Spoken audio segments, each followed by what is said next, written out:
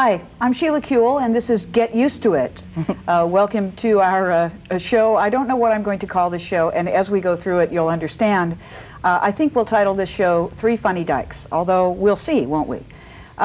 Occasionally, we have in this wonderful series shows where we simply don't know why we're asking these people on the show. We just think they're wonderful, unusual, interesting, funny, intelligent people, and we'll see what the show turns out to be. So it's my great pleasure to introduce you to my two guests today. My first guest is Amanda Bearse. Amanda Bearse, who plays Marcy Darcy on Married with Children, and that ain't all she does, as you'll hear. But I guess the longest running show on a network that decides whether it's going to be a network or not a network from week to week. Exactly, yeah, longest running half hour. Oh, yes, yes. Well, and there must be an award in that somewhere. And my other guest, Kate Clinton, who is in the middle of a whirlwind national tour with her latest show, Impure Thoughts. It's an hour and a half. It's an hour and a half. Show. So Amanda's show is a half hour, Kate's is an hour and a half. But is it the longest running hour and a half? It was last night. On a non-network, calls itself a network when it wants to. And you'd be surprised, this show is going to be an hour, but it's going to go by like 5 minutes. So, welcome. I'm so glad you're both here at the same time in the same town. Mm-hmm. It helps to do a show that way. It does, although we have done shows where we do remote and, you know, film people. But Sheila. Listen, let me ask you a question just to sort of start this. I have And I'd just like to say that picture of you it's you. I mean, perfect. That was before my latest haircut. Do you like my new haircut? But that is definitely. I did not know. I did notice. I did notice. I got all my haircuts. But there you are. This is the first lesbian in a vest. This is no, good. but these are my That's Sacramento how they're doing it in Sacramento. No, I'm serious. When I started running for office, well, you know, I usually wear earrings, you know, with lions on them or whatever, or goddess figures. And when I started running for office, my consultant said, no, something professional looking, you know, like people would wear to a law firm. You'll be picking babies up. It's a bent, what? It's a bent. I don't know what it is. I think it's a bow. So, you know, it's professional. All right. Yes. Anyway, here's what my first was that shallow enough question is about. Theoretically, here we are. It's like Virginia Graham's show. I know. Okay. Remember Ronan Barrett? Theoretically, here we are, Okay. three people who have come out at various times in our careers. Three people who, at one time or another, have been or are currently, me, have been entertainers, television, other kinds of sort of, you know, public work. Kate, let me ask you first. What did it make a difference in your life? I mean, I know the answer is yes, so the next part is how. Did it make a difference in your life coming out? How did you first come out, and how did it impact the work that you were doing or the work that you started to do when you started doing stand-up? Well, I came out when I was teaching high school English, and actually was having such a great time that I couldn't go back to teaching. And having such a great time having come out? Having come out. I mean, I was having such a great time. I didn't really have a chance to correct all those papers at night, if you know what I'm saying. So, and I would come to school with a big smile on my face every day, and they were worried about that. A teacher cannot smile. Not before December. Right. And and then I had been bugging my friends. I said, I really want to try stand-up comedy, and they said, well, and actually a friend of mine went and booked a club and said, you're on, we're sick of hearing about this. And when you do comedy, you talk about what you're interested in, and I was coming out, and it was fascinating to me, so that's what I started to talk about. Probably not the best career move in 1981, you the Reagan years. You were booked in a lot of, Ed Sullivan didn't call? Oh, no, he didn't. No. But, you know, for me, it was the most truthful thing. It was what I was interested in, and although I think people would like you to think that there is no community, there was a lot to talk about. You know, it wasn't like I could, you know, go about 10 minutes on it, and that was kind of it for what I could talk about lesbian lore, lesbian myth, or make it. I mean, there was a lot going on, and that's what I talked about. Well, your work has always been political, too. Not that, I mean, it feels to me like everything we do is political. Mm-hmm. Just having come out is political. But in your particular career, you didn't do stand-up until you did work about being lesbian, right? Mm-hmm. Right. They happened about the same time, and I think we should be happy that I wasn't like going to accounting school because I would be doing after dinner things right now. for Aetna or something. I don't know. But I mean, it was what I was doing. So that's what, and my friend who had been in women's music for years in a band, she said, I'll book you, and I'll book you for the summer. And she did it for 5 years. And she booked me in that circuit. So that's what I talked about, the festival, the coffee house circuit, which was... So that was a really separate circuit at that time, and really, in a way, still is, isn't it? No, I think there's a lot more blending. I mean, I think that actually the mainstream is overflowing its banks and picking up a lot of the low-lying things. But the great thing for me was when I started, because my person who managed me, and just act like you're interested. I'm great. listening. Okay, it's good, but we won't get into hair care products now because Not yet. this is a good show. Because this is not that And channel. it's not that shallow, actually, even though we started off that Kate, way. you were No. one of the first people talking about being queer out there. Well, there weren't a lot of women Yeah. out there doing it. Well, But see, and the not only great thing- talking about it, but making people understand it, because, I mean, you always have been the funniest person in the universe, not just in this genre. My goodness. I mean, truly, don't you think? I used to get a galactic thing happening, but okay, it's all right, Sheila. I know there are other people you like now. political but the thing for me was that when I started, the person who was booking me had been in music. I said to her, how long should a show be? She said, well, 45 minutes, then we'll take a break, and then you'll do 45 more minutes. Goodness. And I did that year in and year out, 90 minutes maybe every year that was different. And that, it was like there was so much to talk about. There were softball things, and I started to do more political stuff, just because my world expanded. Kate, didn't you ever want to do more mainstream, not material, but shows? I mean, it seemed to me there was such a great divide, and I may be disagreeing with you here, which is okay, I know, but it I feels can like just there's barely still a hand. great divide. You don't have, a weekly TV show in which you reach 50 million people. Right. You don't. Your material is very special. You go on Arsenio, and people are holding on to see what horrible thing's going to happen. And there've been a lot of very way out there people on the talk shows, but it's very different for us, don't you think? Well, I think it's because I say things, I mean, I think that it's not like I'm disguising pronouns or, doing things, and I think that is probably sort of dangerous. But, I'm not disappointed. I've been able to explore my material. I've been able to make a body of material about gay and lesbian culture. I'm very happy with that. I like it that I haven't been made to make compromises, and I think that if there comes a time, and there will come a time because of the work that we're all doing, that there will be an outspoken lesbian who can talk about being a lesbian, and talk about politics. It'll happen. It might not be me, but or it'll be the oldest lesbian, and I'll be the lesbian curmudgeon, which and I'll be Jackie. No, I'm older than you, and Okay. that's where I want to see, here I go. So it's a But, race. It really is. But I it's can't not wait one to that see who anybody wants wins. to win. Well, but Amanda, Yes. I guess the thing here is it's different for you. Little. A little bit different, yeah. So same question to you. Well, I didn't teach high school. No, that's true.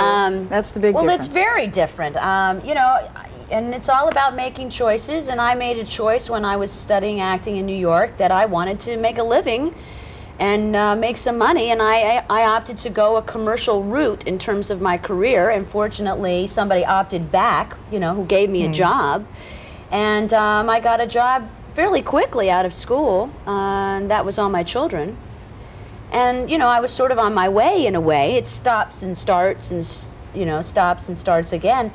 And ended up on Married with Children, which, for the last 8 years has been my bread and butter. But in terms of making choices, that I knew it was inevitable. I was queer then. That wasn't going to go away. And it was just a matter of when that was going to happen and sort of how. I knew that if I reached a certain level of celebrity, that it would make a difference. It would make a difference in my life and in other people's lives. And it was just sort of, I really wasn't planning it. I didn't know when it was going to happen.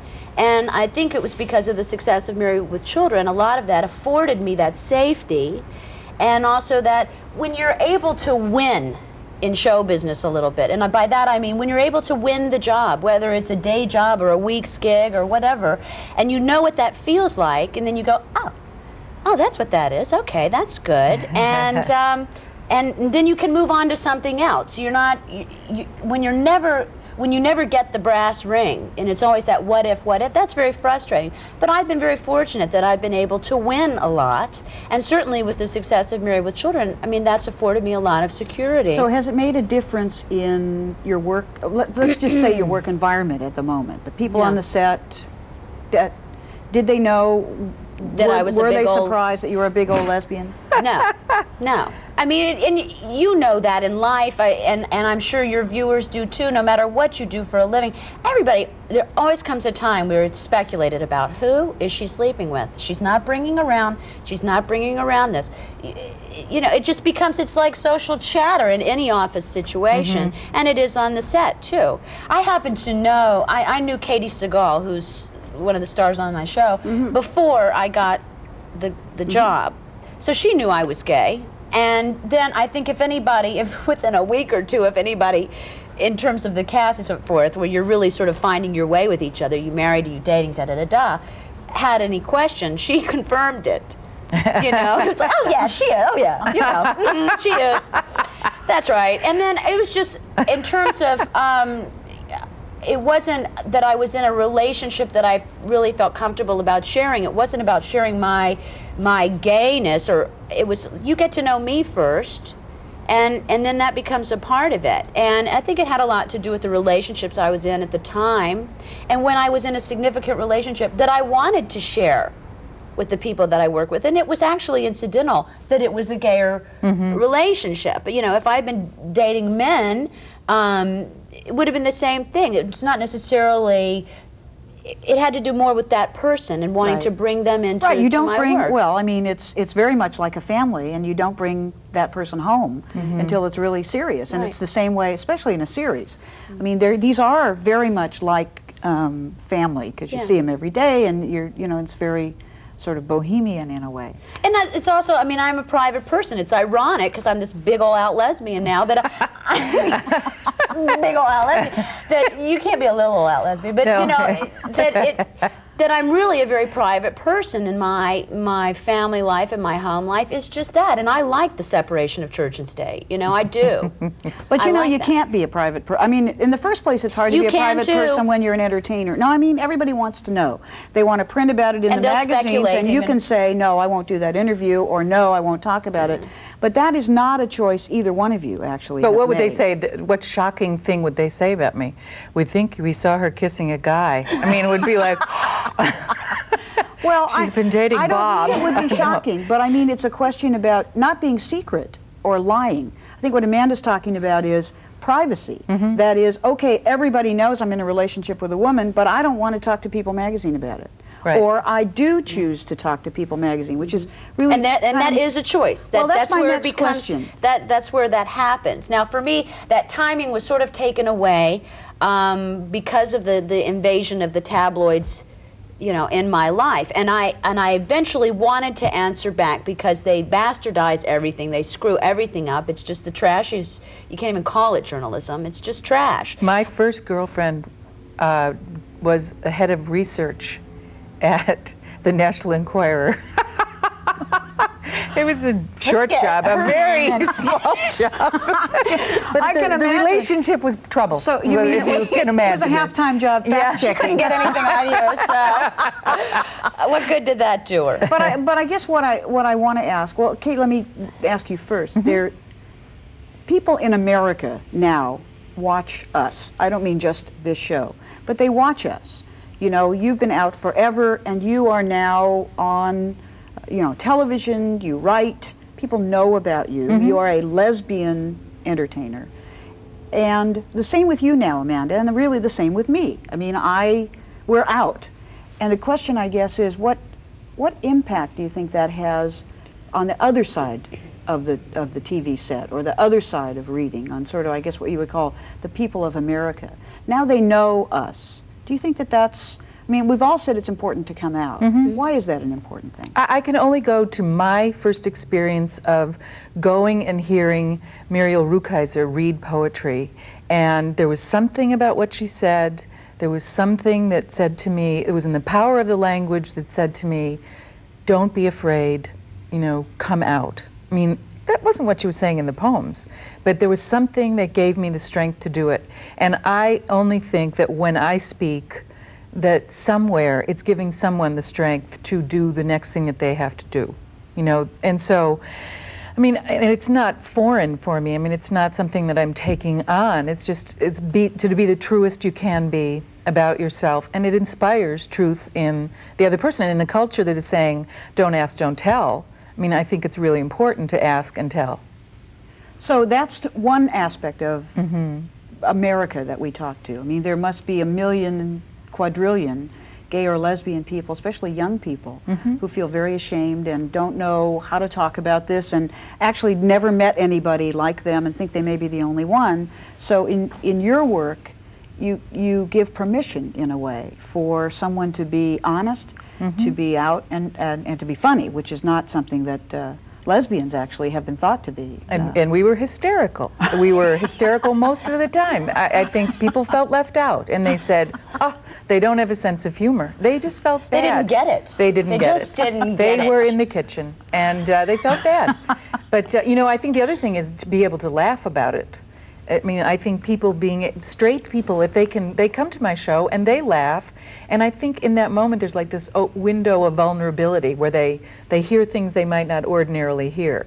And I think that, so it's really, really important that, you know, we don't take ourselves too seriously either. You know, I mean, it's a serious message, but Lighten up. you know, I mean, I would like to live in a world where it's not a big deal, that we could actually be more concerned about, you know, where we putting spent nuclear rods instead of, you know, like, well, it's either bingo down at the Indian Nation, or, you know, it's like, I mean, I would like to talk about that. I think one of the things about coming out that, you know, is so annoying to me and wonderful is that the waste of human energy that we spend on it that could be spent somewhere else. Worrying about it in advance. You know, I've sort of compared it to that. There was an old Shell oil commercial where you saw a car hurtling toward a brick wall, and you think any minute it's going to impact, and it drives right through, and it's just a piece of paper that looks like a brick wall. And coming out is sort of like that, but the apprehension that you feel before you do it, how is it going to impact? I mean, you had to wonder, I would assume. Sure, I did. And I used to put a lot more energy into it, and it's ironic that sort of that thing, as soon as you stop thinking about it, it happens. You know what I mean?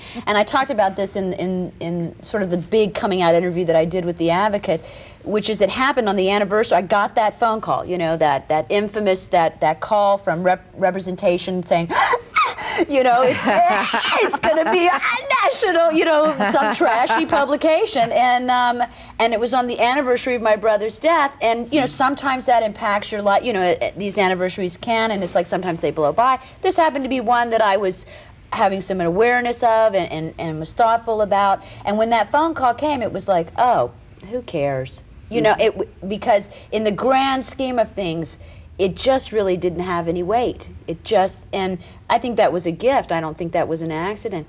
And yeah, I did used to focus a lot more attention on it because there's that angst and that anxiety about being a young actor, and you're struggling and you're trying, you know, it's that, will they like me? Am I right? Am I this? And then with maturity and growth and winning, you know, getting a job and having that security, which is, you know, a real blessing in Hollywood. It's like, I don't have to worry about this so much. But you had to trust that it wasn't going to be the end of it too. I mean, in a way, you know, I had to know that it did not matter. I didn't know, Sheila. You know, I didn't. But I think that there were the car that was going toward the brick wall. There had been crash test dummies ahead of us. You know, there were people that went through. I mean, we weren't coming full blown out of some, you know, the National Enquirer. That we had seen people ahead of us. Right. You know, not many. You know, but they had some success. But there are a And lot not, though. And Oh, not. yeah, There are a I lot mean, of I people think that in aren't your out. profession- We know there are a lot of people working in the industry who aren't out. Right. Why aren't they out? They're frightened. Why are they frightened? Because there are punishments. I Yeah. mean, Yes, it no. is a risk, and it's a Yeah. courageous thing to do. But it also has an impact, and I guess that's what was part of my question to Kate and now to you. What impact do you think it has on the folks beyond the people you know? I mean, Well, America knows Amanda, right? And they know you. They know Marcy. They know Marcy. And how do A you lot of think them. they put that together? I'm You mean, not heterosexual, you but I know. play one on TV. She's an Says that actor, you know what I'm one more saying? time. Yeah, oh God. How to? I think it goes to. I mean, in terms of the way things were for us and the way things are now. You said something about it. You don't feel quite so alone. I mean, that's one of the give backs, and because I really did. I grew up in a small town, and even though I grew up in the theater, which was sort of a safe place, and there were gay men. Gay women were harder to identify, you know. So, I mean, I didn't find another gay woman until I was sleeping with her. Do you know what I mean? And then I knew. That's a clue. And she wasn't tired anymore. But I think that's one of the things that my presence in being out as a lesbian and being on a national television program, that they can tune in daily and say, oh, she's one. She's, there's one. I can point to one right there. And, maybe not right in the context of that show, because Marcy's so very, very straight. But, as the actress that plays that character. And I think that's important because I didn't have that. Right. I mean, I've talked about this, that you have the Fabulous. I think it's vibes. You get the vibes. Like, I totally got the vibes from Endora. And, we're not going to go retro and out people who are, might not like that. But, you get these, when I was growing up and watching, it's like, there was something about her that was just so cool. And then, you realize, or you hear the speculation. It's like, oh, that's it. Well, I was just thinking about the 500 connection. people who said to me, oh, we knew. We knew. But the other thing, though, is not just the people in our community and who will be in our community who see us and go, oh, thank God I'm not the only one, but straight people as well. I mean, I think one of the things that I experienced when I ran for office is that the character that I had played was a character that everybody loved, and now I'm out as a lesbian and I'm running for office. And it's sort of like, it looked from one to the other. I could almost see it happening. And it jams the homophobic radar to some extent because they like this girl. Good. And they like Marcy. I mean, she's funny, they like her, and I think that to some extent they go, oh, well, maybe I can't hate this person right off the bat. Hope so. Do you find that? I mean, Yeah, you go I out in hope so. public and people talk to you. Don't you find that too? Most of the people that talk to me, though, the gay people in our community address me as a gay person. Do you know what I'm saying? And then some are just fans of the show. Most of the time when straight people come up to me, it's just, they don't address that issue. I mean, that's really not happening a lot. But that's my hope, that's my wish, that it's all of a sudden, I make them switch gears and go, wait a minute, oh my God, she's one. Oh, and I liked her. Let's see, I need to not like her now? Wait, no. And if if it does jar and jolt one person into going, oh, well, no big deal. Good. That's what it's about, no big deal. Well, it is, although sometimes it's a plus. I mean, and you won't know yet, but when I was running for the assembly, one of my constituents came up to me in a restaurant and said, I hate all politicians. They all lie, they dissemble, they're just liars. I hate them all except for you. And I said, me? Why me? And he said, well, you already told us the worst thing about yourself. Wow, wonderful. What would you lie about? And in a funny way, I mean, it's like a very inexpensive way to be thought of as courageous, and honest. I mean, you said, don't use the word pioneer when you introduce me. Because it makes me sound like I came to California in a Conestoga wagon. Right. Okay, you're not that old. But in a way, Kate, you have broken that ground. I mean, there's other ground in the second half of this show. I want to talk about all the political work you do, because you're not really making fun of our community as much as you're making fun of a lot of other people who hate our community. But you broke a lot of ground early on in terms of making the whole subject matter safer. I mean, you always had big audiences, didn't you? Yeah, I mean, they grew. It was was work, but I think that it was, you know, ignorance is bliss, again. I mean, I don't know if it was that courageous. It was what I was really interested in thinking about. I was very involved in, you know, feminist book clubs, and we were, you know, talking about a lot of ideas. And then the more that I worked, the more political I got, because people just got, you know, said, now you need to think about this.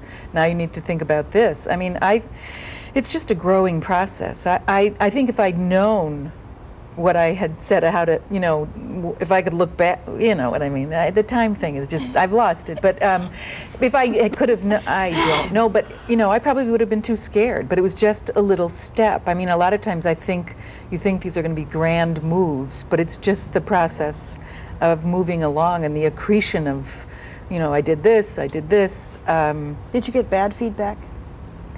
I didn't really ever get bad feedback. I never played, it was a rule that I had early on, never play in places that have mechanical bulls. And that was a good thing. It's a good shorthand. You know, it was a good thing. But I mean, you know, it was just, my audiences, contrary to what people thought would happen, have grown. They haven't like, oh, that's such a limiting thing to say that you're a lesbian or to say that you're a feminist. But I always thought it was a very inclusive concept. And in fact, that's what's happened. The audiences have gotten bigger. But in the early days, yeah, when you were first doing this, were you scared ever? I mean, you would go. I mean, you were traveling a lot. Yeah. You were appearing at. I was college in a Conestoga wagon campuses on occasion. and- Yeah, I got death threats and bomb scares, and I'd had police escorts, but I don't know. I don't know if I'm so like unattuned to myself, but I just thought. I mean, I remember one time looking over, and. The Deeks were outside, which I thought was hysterical, because here we were, the Dykes, the Deeks, you know. They were upset that I was there, and I had two burly policemen, big old Irish guys who were like, we'll take care of you, Dal, and, you know, and I didn't, you know, I didn't really think of it as much as, well, it figures, you know, and this is what it'll take, and, you know, on we go. Well, it's funny because art is really different from politics. I mean, I'm certainly discovering that more and more. And you said something the other day that I think I want to explore about art, entertainment, essentially the business in which you guys are engaged, being essentially optimistic. Whereas politics, at least as we're seeing it now, looks kind of not so optimistic. Tell me about the first part. Here you are, you're getting death threats. I want to know if any of this has happened to you too, Amanda, any negative stuff since you've come out. Still, how do you see what you do as so optimistic? Well, I think art is based on a very optimistic belief about people. That Susan B. Anthony, and I always mix them up, or Elizabeth Cady Stanton, the little round one. I liked her a lot. When she was asked, what will women be when they're free, she said they'll be the best they can be. You know, and I think that feminism, art, has a basic optimistic belief that people will be the best they can be. I don't think that politics does. I think politics believes that people are going to screw up. They're human, and it's not an optimistic belief about people. That if you open the system up, I mean, I think art is just about opening things up. Politics, especially fundamental politics, is about closing the system down. So eventually there's only one answer. And let me interrupt you here because we have to take a break, a little tiny one, and then we'll come back. Don't go away because there's lots more of this, better and better and better. See you in a minute.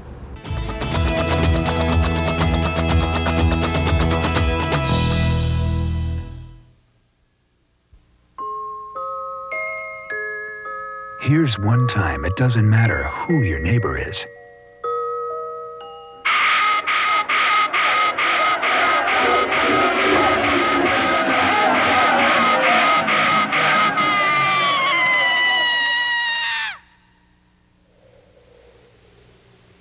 Here's the other. Life's too short. Stop the hate. Hi, welcome back to Get Used to It. I'm Sheila Kuehl, and today, as I hope you already know, my wonderful guests are Amanda Bearse and Kate Clinton. Kate is gargling because she's been using her voice and needs to protect it. I know. Because there's a show tonight, right? Yes. Yes. Dad's got a concert, huh? Okay, before we left for this break, which was fun, wasn't it? We were talking about politics, of all things. And art. And art. And somewhere in between that is what I do. Why is that? Well, because I really wouldn't call, I wouldn't really call Married with Children an art form. You know, there's a craft, certainly a craft, and there is some artistry involved. And however, the entertainment industry is quite political. Yes, industry. It is. So, that's true. And it's not politics the way we normally define it either. But so let me. No, can I unpack that as we say? Yeah, Kate's concept of that one is expansive and the other is very limiting. I think there is somewhere in there is what I do. Well, there's a critique though. I mean, I don't want to make too much of Married with Children, but there's always a reason when someone has a concept for a show. They have a thought behind it, I would assume. And Married with Children is a critique in and of itself. I mean, it's a farce. It's a critique of family as usual.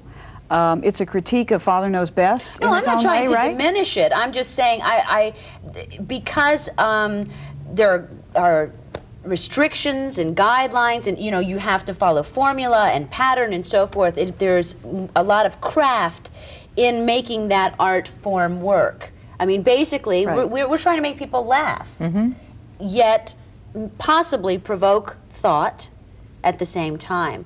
But I think for our show, which is like a live-action cartoon, we're trying to make people laugh. I think what Kate does is a little more thought-provoking. Well, it does begin with the written word, and there is thought and concept and behind that, and there is artistry in that. And in creating the picture, the visual, or and the dynamic for bringing those characters to life. Well, but that kind of stuff was always, I think, considered art. It was, before we had film, it was theater, and even Shakespeare wrote comedies. Of course, the comedies were about regular people, and tragedies were about the royalty. I mean, it's the same as the Greeks. The tragedies were about the gods, and the comedies were just about fools like us. and maybe what you do is sort of the fools like us kind of stuff. But you take off way beyond that, Kate, onto politics. I mean, a big part of the work that you're doing now is really about completely making fun of all the things that everybody else is taking very seriously. It's not really a leap, but it's different from the way you started out Definitely. doing material. Well, as I said, when I started out, I was coming out, so that was the material. And it was mostly lesbian arcana. I mean, when I said Michigan, people knew I meant festival, not the state. But as the audiences have increased in size and the kind of people who come, I became more as a lesbian in the world, and that I could comment on the world. I mean, I came out of a very separatist background too, and the world, thank goodness, has opened up for me. So I feel like I can comment on the world, and it's a very incredible time to be a comedian, a political some great comedian. Material, huh? Oh, it's wonderful, but I tell you, I would stretch and do doggy and kitty jokes, not to have the people who are in office right now to joke about. I mean, I would do peanuts on the airplane jokes for a long time if we didn't have Nudie getting really rich. I would ask you for a couple of minutes of what you're saying about these guys now. But you want people to come down and pay for it. And I like that about you, Sheila. I want people to come down and pay for it. That's just what I was going to say. Thanks, Kate. Sheila, tell me about a bill you're working on. I mean, what's going on here? Yeah, well, but see, I don't get paid as much for that. So. Excuse Still me. a lot of laughs, though. Yeah, right. That's true. It is funny. But the connection between what I've called art, which I include all forms of entertainment in, and politics, it seems to me is it's not only what you said about optimism and pessimism, but the fact that, for instance, making us invisible in every art form or every popular art form in the United States has got to have some political purpose. It affects what people see in entertainment, but the effect of it is very, is political. So we become sort of counter, I think, to this, this incredible repression. The whole thing about the National Endowment for the Arts and about PBS, very much about us. We're the wedge issue. Oops, too many queers on television, have to defund the entire PBS. And it's so cheap. It's so cheap. It's just, it's like, You know, we are the best fundraisers for the fundamentalists. I mean, Right. we should hire out.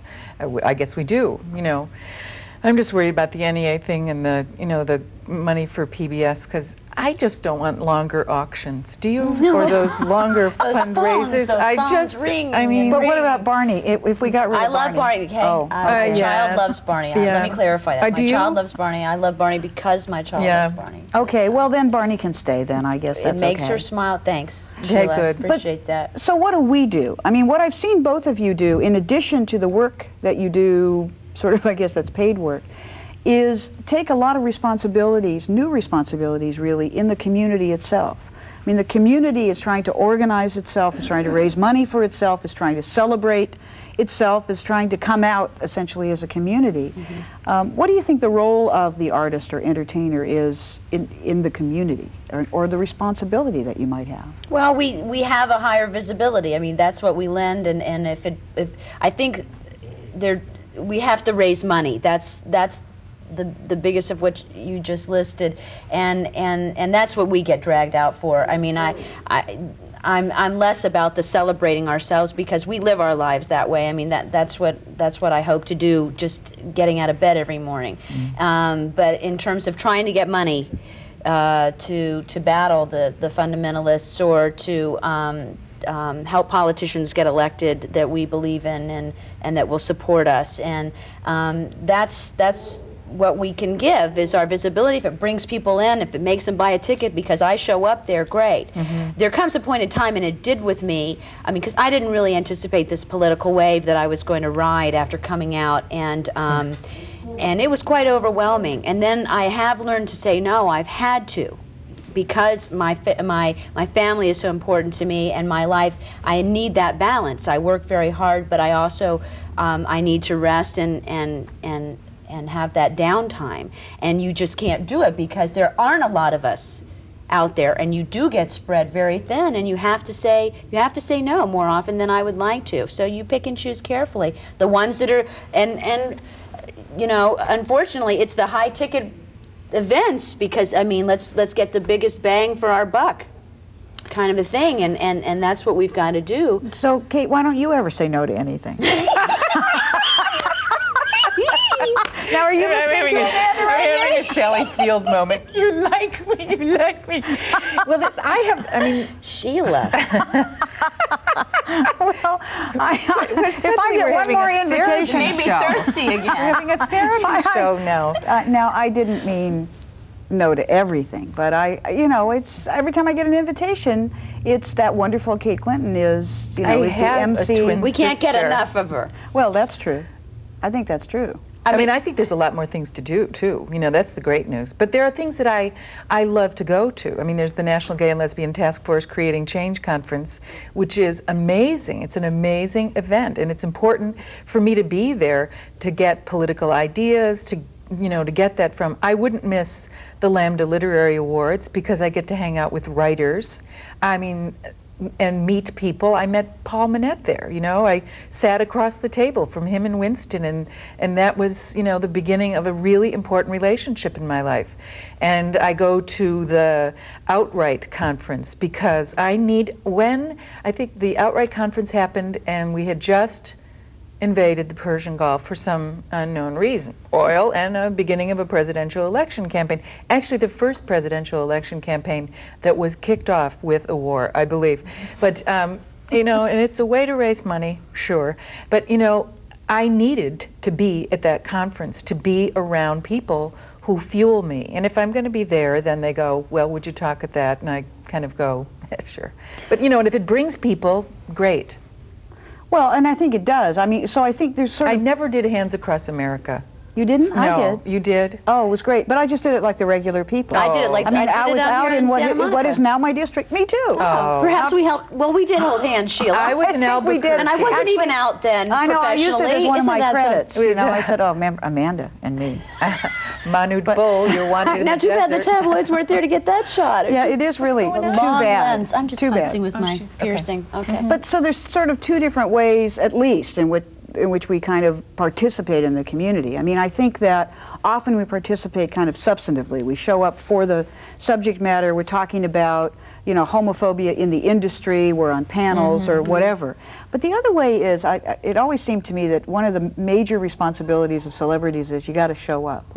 Because it's important to people that you're going to be there. They come to see you. They come to see that you're really there. I mean, the Women's Night celebration, which is just growing and growing and growing to raise money for women's programs at the center here in LA, is growing and growing and growing, partly because people show up to see. I mean, you got an award last year, people showed up to see that, and it brings people there to give their money. But do you think, I mean, I don't see a lot of celebrities doing that just generally. Do you think that's should be part of the responsibility, part of the way you pay back in a way? I think it's a give back, but no, not everybody embraces that philosophy.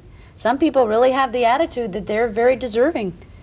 They do. And I've worked with some of them, and it astounds me. Names. Do we want names? That was on the break I gave you those names. But and it's unfortunate, but that's not a part of who I am. And I mean, we all have, I think, a common belief system here that we have been given to, and it is important to give back.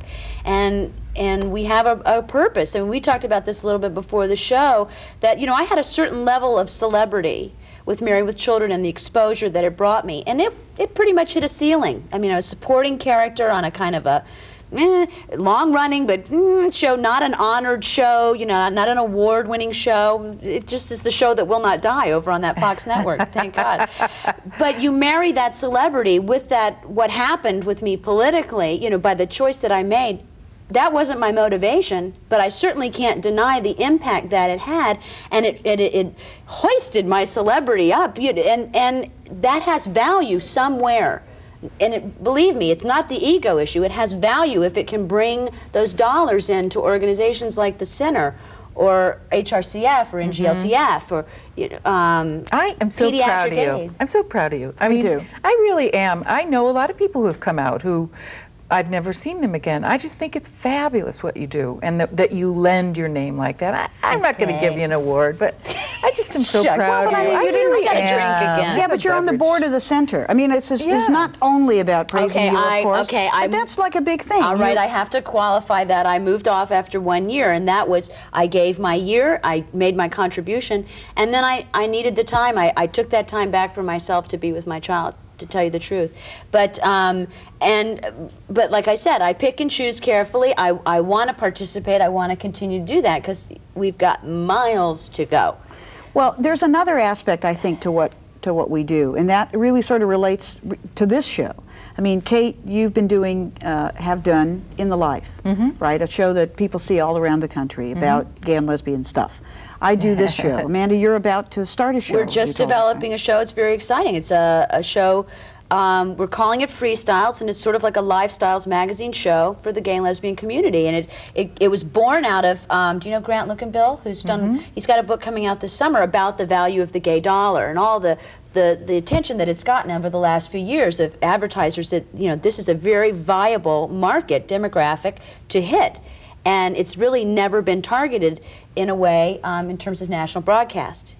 And through a company down in Florida called WTDT, which is a demographic sort of syndicator, we're building this show for our community, and it's very exciting. At first I thought, well, hey, I don't want to be Robin Leach when I grow up. This isn't what I wanted to do. Champagne wishes and caviar greed. I can see you doing it. Shame on Come you. to my house. No. I'll get a spiral scare. And here's spiral staircase. No, and actually, that was my first Kate, impression. you won't like it. They bring so many cables into the house. I don't bring them to my really, house. I'll they get break somebody else's things. house. It's terrible. Really, you won't like it at all. No, but I thought it would have that voyeuristic Well, it would quality. be a Red Roof Inn in my case.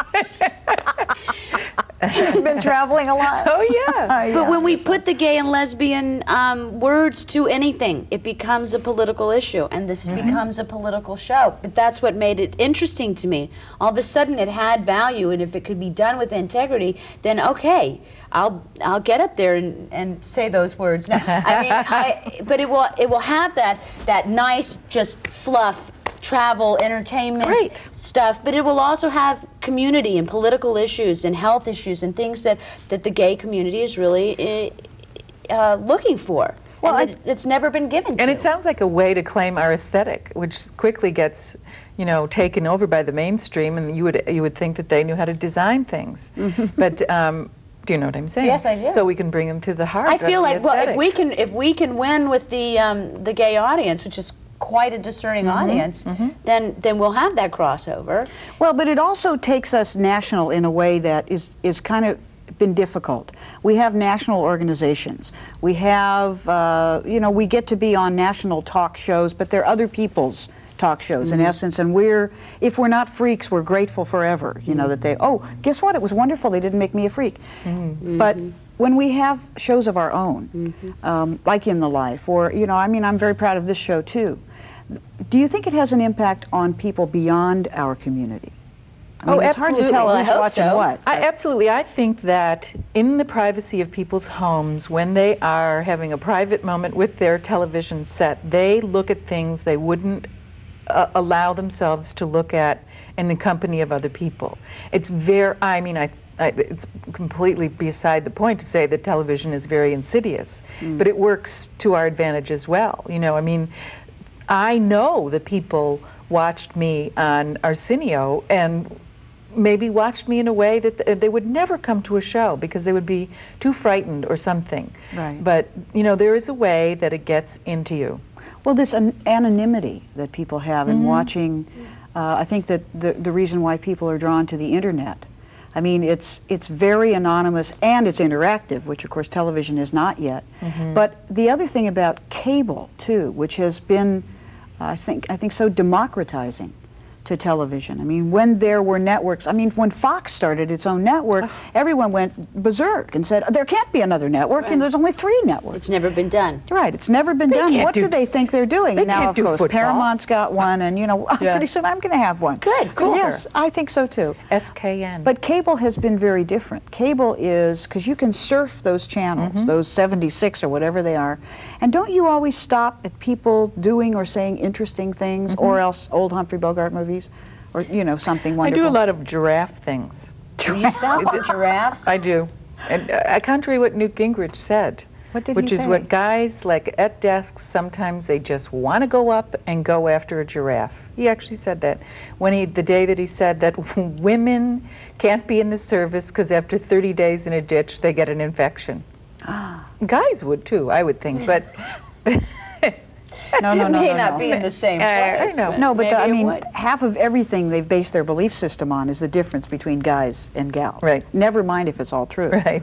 Because that's just a very important distinction to make. But what do you mean giraffes, Kate? I didn't know what he meant. It was like the hunter-gatherer things. Guys couldn't sit at desk and do desk work for very long They had to go out and just would shoot have something? to go up and go, and he said, and I quote, go after a giraffe. I was This unaware was when he of was this. teaching the class? Yes. Yeah. So scary. It is scary, and we're paying for that. But Hey, but he's not mumbling in the But back you room digress. anymore. Okay, sorry. and it's One okay of to my favorite digress, things. but my job is to Oh, sort right, of great. And you're sort very of the good at it. sheepdog kind Yeah. of thing. It's really about getting this information out. And I guess the bottom line question is, because as you said, there are a number of people who come out and then we never hear from them again. Why do you keep doing this? Why do you keep doing this? Why do you keep doing community work and coming to community banquets and saying yes to these things and being on the air and saying, okay, I will talk about Well, it's not this my stuff. line, but somebody said, now that there's no more communism, the religious right is just glommed on to the gay community with such venom and hate, and until that goes away, until that dissipates greatly, there is still the purpose for our well-being and our children and our children's children to be able to live our lives truthfully and honestly and presently without condemnation. Now more than ever. Yeah. You That's why. we're Jewish. We have to give back. You have to give back. Kate Clinton. I know you're a good Catholic schoolgirl, still inside. Co-Jewish. Kind of a co-Jewish. So, but are we parents? You're a parent, aren't you? Yes. Tell about that. What do you want to know? Everything you want to say. Pictures? No, I'm pictures. not showing any pictures. No, it's, as any parent, probably good parent would say, it's the greatest thing that's ever happened to me. And it's certainly been the most broadening, expansive experience in my life. You know, it's the greatest production I've ever been a part of, and I didn't even do that conception part of it. But it certainly makes you think beyond yourself. It pulls you out. I mean, I've had enough narcissism to get me through the career I've had.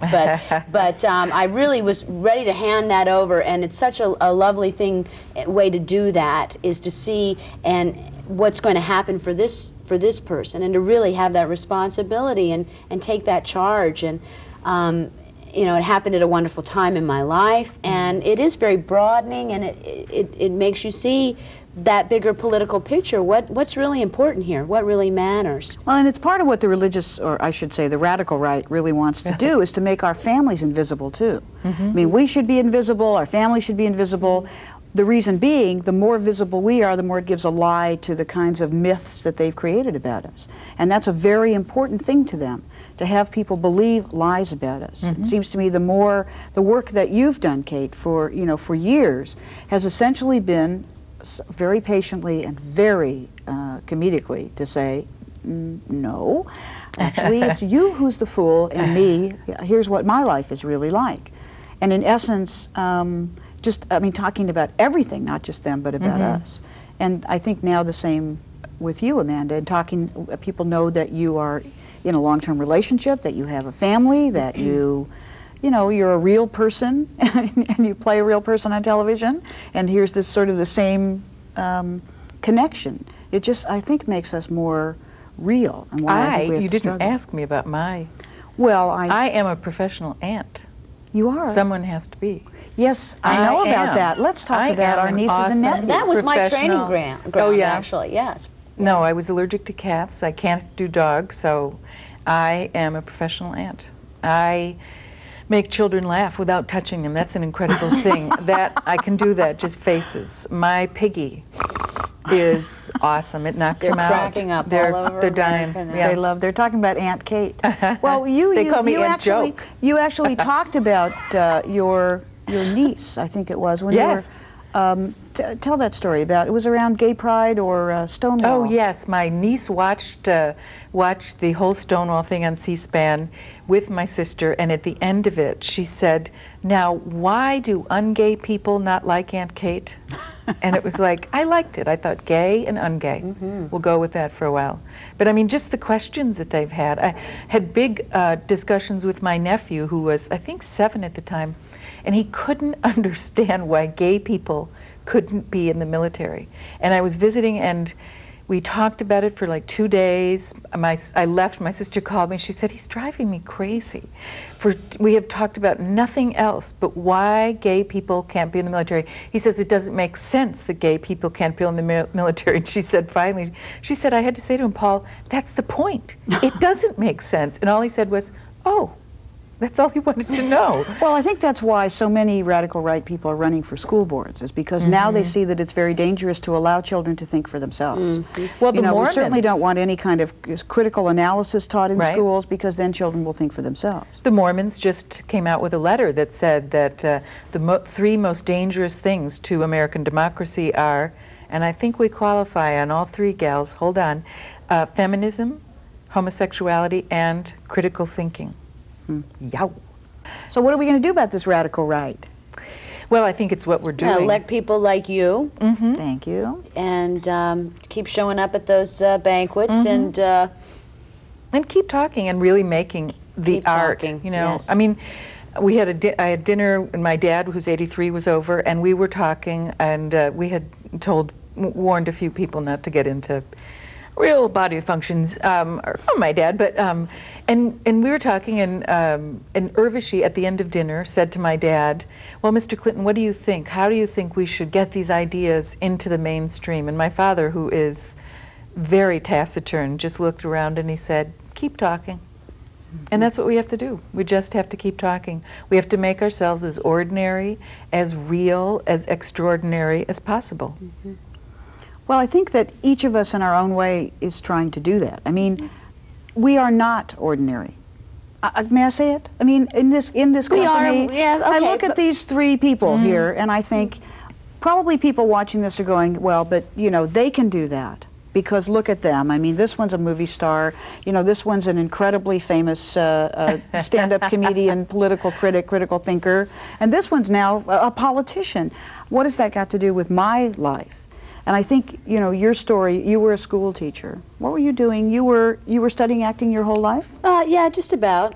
Just about. I mean, I majored in something every 10 minutes at the various colleges, various undergraduate colleges I attended. But, I mean, I pretty much had that sense of direction for my life, yes. But, I mean, my life is extraordinarily ordinary. I mean, I quest for that. I really do. It takes an effort to do this. To come and keep talking in a very public way. It does, but that effort has to be made. But I really do. My wish is to go back to those basics. If people only knew, and that's what I'm here to say, is that it really is quite calm and, you know, quite safe, quite unthreatening. And in this moment is the very extraordinary moment, you know. I mean, I think there was a point when I was reading Mary Daly, which I always thought was Mayor Daley. Earl, I You thought always got them mixed up. I did. But I was reading her, and I had a very, very clear sense that I was part of history, you know. And I think that the critical thing that everybody should know and take in is that we are all part of history. And because we're such a minority, we have an opportunity to make an extraordinary dent. So in this time when you quest to live that ordinary life, it's an extraordinary moment. And because you've done all these things, because you've spoken out, you know, because you continue to speak out, that's my journey. Yeah, it's incredible. Yeah. Well, That's incredible. Thank you both very much. That's another show. Well, it's not another show. It's actually this show. Oh. I mean, the great stories of history, it seems to me, have been ordinary people who've thought themselves ordinary in extraordinary situations, who've essentially lived up to them, you know, sort of stepped up, as they say. And both of you certainly have, and I thank you very, very much for being here. Thank you, Sheila. That was a quick hour. They always go by so that fast. was fun. I'm really, really pleased, and I wish you both, you know, the most fabulous lives. I love you both, and I love you all too. And I hope you'll just watch this show over and over and over and get used to it, because this is an extraordinary time, and we're not really ordinary people. Not you, not me. Get used to it.